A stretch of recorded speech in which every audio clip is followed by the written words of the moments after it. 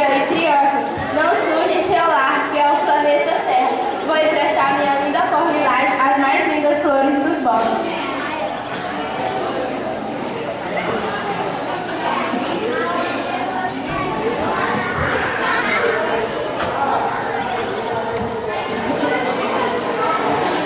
Sou majestoso, uma linda cor, a cor do Rei Sol. Quero emprestar um pouco da minha linda cor para este mundo tão simples.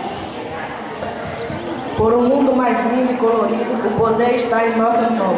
A mesma mão que joga o lixo pode recolher e fazer o melhor. E assim nosso mundo ficou um pouco mais colorido. Mas para que ele volte a ser pintado com as belas cores, é preciso que todos vocês sejam escultores, não jogando lixo no chão, ajudando a mamãe a reciclar o lixo doméstico.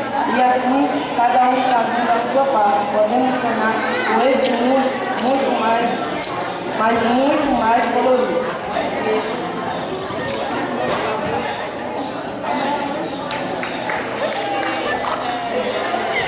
Obrigado pela atenção.